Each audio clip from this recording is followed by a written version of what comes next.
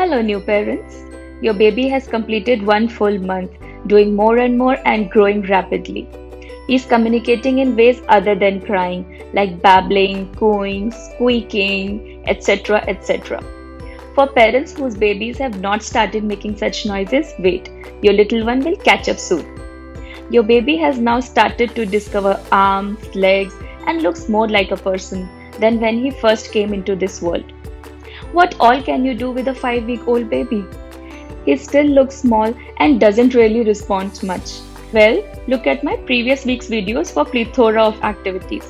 By doing such simple, easy activities at an early age, you actually help boost your baby's brain development and motor skills. Let's take a look at week 5 activities. Isn't your precious little bundle doing tons of body movements and making sounds now? Ape your baby. Imitate their gestures, moves, and sound, and see cuteness overloaded when they respond in smiles and giggles. Infants like it when they are aped and find such adults more friendly. It is a great way to bond with your baby. Next activity is baby talk. Now, everything is dramatic when it comes to baby talk. If it comes naturally to you, don't be shy. Bring it on unabashedly because you are helping your baby to learn, to build vocabulary, and to develop. Even if "where is Catty? Did you pee pee?" doesn't come naturally to you, then try to speak in as animated or lightened tone as possible. This attracts baby's attention and he soaks up everything you want to teach him even at a tender age.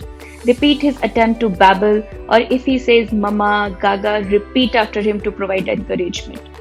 If you are a big baby talker, then try to mix it up with some actual words and tones so that your kid doesn't remain under impression that all words actually end with oohs and e's. Next activity is something that comes naturally to you. Your little cutie gorgeous baby means the world to you, and sure you want to shower him with all the love. If you feel like cuddling him, playing with him, or just be with him, then go ahead and pour as much love as you can. As I once mentioned, you cannot spoil a newborn with excessive love. Rather, it will help him bond with you. Feel secure in your arms, especially when he is anguished due to colic, which is quite common at this age.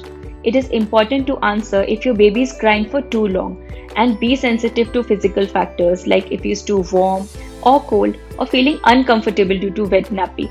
Responding to the baby when he is upset or even happy helps build strong emotional bond between you two. A baby is born with all 5 senses. Although a little fuzzy in the beginning, they develop fully over the course of time.